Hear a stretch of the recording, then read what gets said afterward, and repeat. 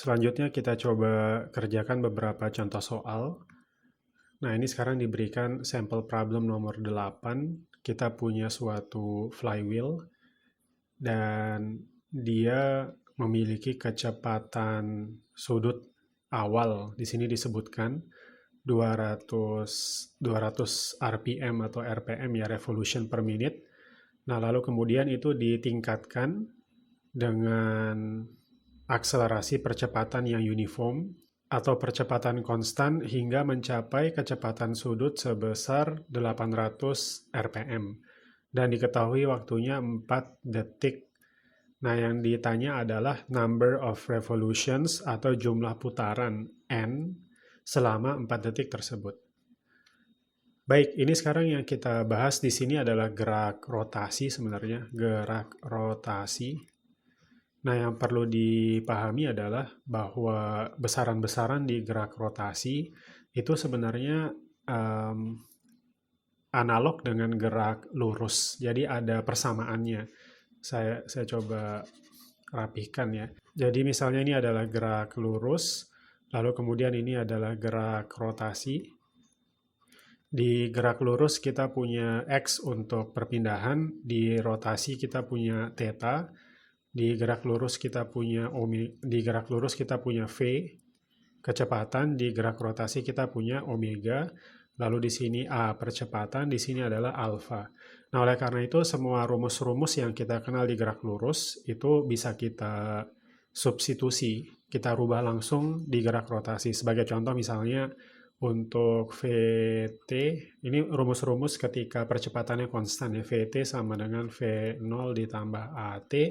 Tentu ini bisa kita rubah menjadi omega T sama dengan omega 0 ditambah alfa T, dan seterusnya. Oke, sekarang kita kembali ke soal ini. Yang diketahui adalah omega 0, yaitu sama dengan 200 rpm. Lalu kemudian kita tahu omega T sama dengan 800 rpm. Dan T-nya adalah 4 detik. Yang ditanya adalah revolution.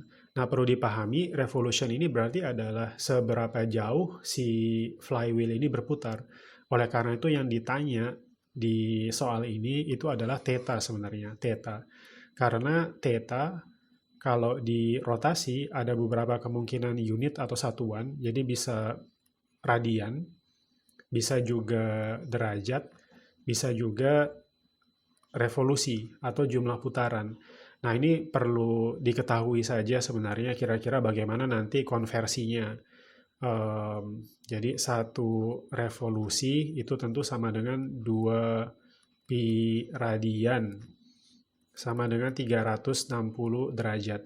Nah, kalau sudah diketahui bagaimana cara konversinya dari satu unit ke unit yang lainnya, maka ini sudah bisa dikerjakan, sudah bisa dipakai untuk mengerjakan berbagai macam contoh soal. Kita coba identifikasi di sini. Yang diketahui adalah dengan satuan RPM, revolution per minute, revolusi per menit, dan nanti yang ditanya adalah dengan satuan revolusi juga. Oleh karena itu, daripada kita rubah menjadi radian per detik misalnya, kita tetapkan saja pakai RPM di sini, lalu nanti jawabannya kita pakai revolusi.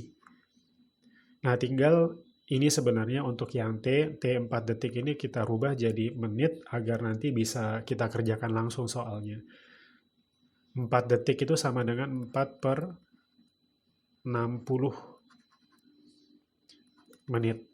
Baik, setelah kita coba identifikasi soal, nah sekarang kita coba kerjakan, karena yang ditanya adalah number of revolutions-nya, yaitu theta, maka, dan satu lagi kita sudah ketahui bahwa dia mengalami percepatan konstan dalam gerak rotasi ini. Nah, oleh karena itu kita bisa memakai rumus langsung. Rumus yang mana? Tentu bisa misalnya rumus yang ini ya, theta T sama dengan theta 0 ditambah omega 0T plus setengah alfa T kuadrat. Nah, ini bisa kita coba pakai karena theta T yang ditanya, lalu kita coba identifikasi dulu apa saja yang sudah kita ketahui. Theta nolnya ini bisa kita coba asumsikan 0 ya. Nilai awalnya tidak diketahui, tapi tentu dari kondisi 0. Lalu omega nolnya sudah kita ketahui, T-nya sudah kita ketahui, T ini sudah kita ketahui. Nah, alfa yang belum kita ketahui. Berarti ada satu tahapan lagi yang perlu kita lakukan. Kita perlu coba mencari alfa. Bagaimana caranya?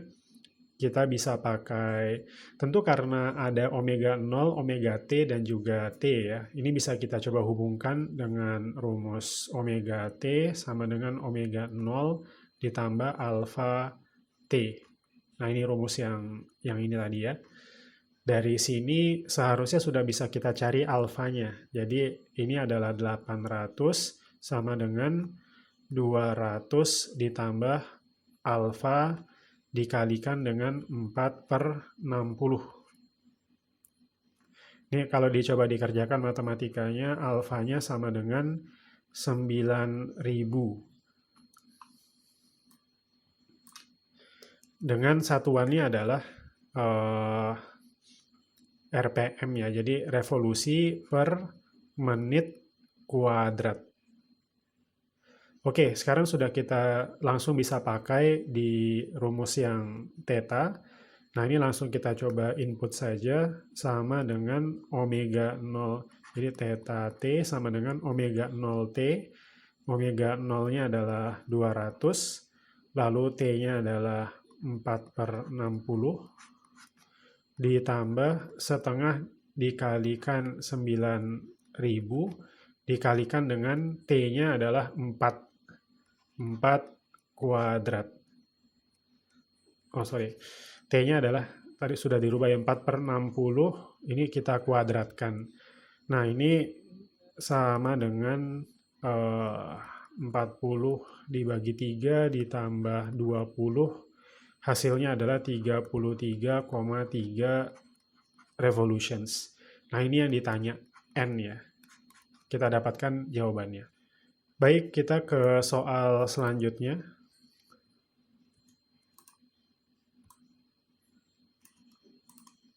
Kita diberikan ada suatu sistem di sini terdiri dari pinion A, lalu kemudian gear B, dan juga ada drum ya, hoisting drum, dan ada titik C di sini. Lalu kita punya load, ada load L yang terangkat dari kondisi diam, rest position, dan kemudian mencapai kecepatan 3 cm per detik dengan suatu gerakan naik secara vertikal sejauh 4 cm dengan percepatan konstan. Nah ini penting ya, percepatan konstan, oleh karena itu bisa kita pakai rumus yang relevan.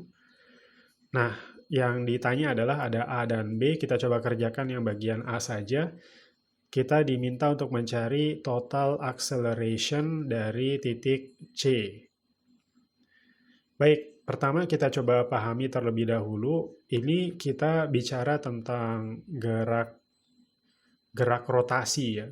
Kalau seandainya ada satu titik yang melakukan gerak rotasi, maka konsep-konsep yang berlaku pada gerak melingkar yang sudah kita bahas sebelumnya itu juga berlaku. Nah, dengan kata lain, maka yang pertama adalah berlaku ada percepatan sentripetal.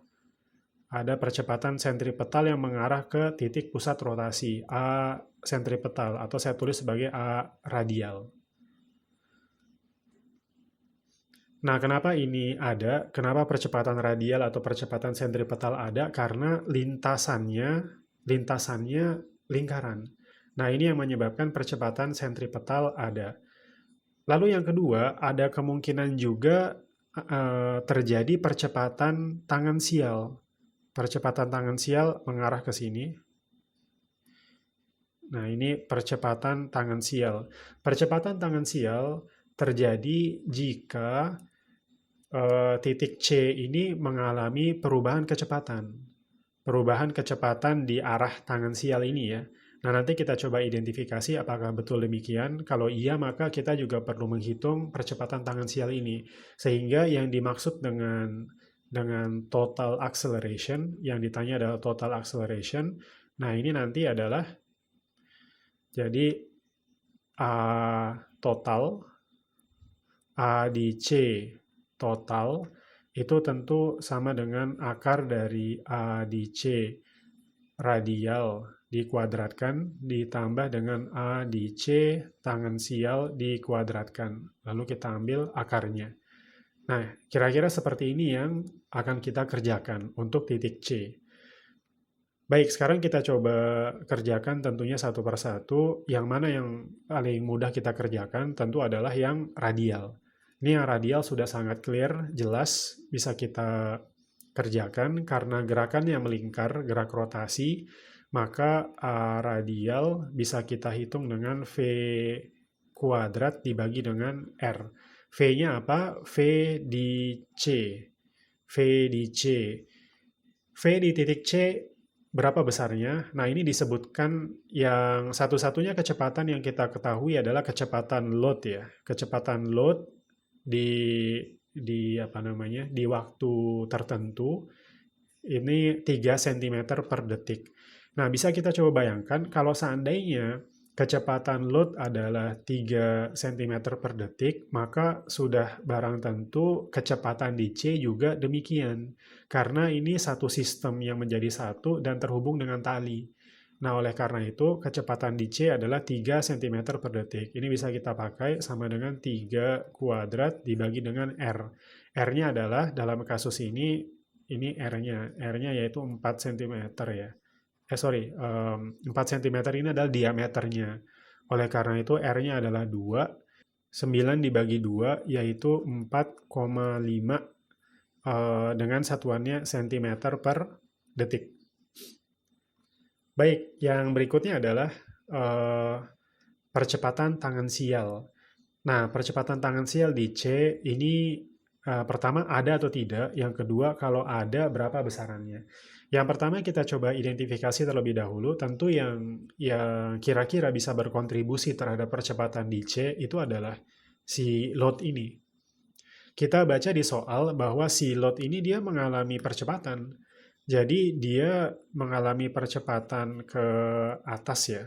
Ini kita coba berikan seperti ini, load ya, percepatan load, dan dia dari kondisi diam lalu mencapai kecepatan 3 cm per detik dalam dalam jarak 4 cm. Nah, yang kita ketahui adalah jaraknya. Nah, ini tentu adalah kasusnya percepatan dan bisa kita hitung dengan rumus VT kuadrat sama dengan V0 kuadrat ditambah 2A delta X. Ini adalah perpindahan. Ini kalau kita coba masukkan, nah ini berarti kan VT-nya sudah kita ketahui 3 ya. 3 kuadrat sama dengan, ini adalah 0, 2 dikalikan dengan A yang kita cari, kemudian delta X. Delta X-nya adalah 4 cm. Maka dari sini bisa kita ketahui AL-nya itu sama dengan 9 dibagi dengan 8 atau sama dengan 1,125. Satuannya apa? Satuannya cm per detik kuadrat. Baik, kalau si load tersebut mengalami percepatan secara vertikal ke atas dengan besaran 1,125, maka ini juga akan dirasakan oleh titik C dalam bentuk percepatan tangensial. Nah, jadi percepatan tangensialnya si C itu sama dengan percepatan L, load. Oleh karena itu besarannya sama 1,125 cm per detik kuadrat. Baik, sekarang sudah kita dapatkan dua-duanya. Jadi ini dan juga ini. Sekarang tinggal kita coba masukkan ke dalam tadi rumus yang sudah kita dapatkan. Maka AC total sama dengan akar dari 4,5 kuadrat ditambah 1,125 kuadrat. Dan ini kalau dikerjakan matematikanya hasilnya 4,64 cm per detik kuadrat.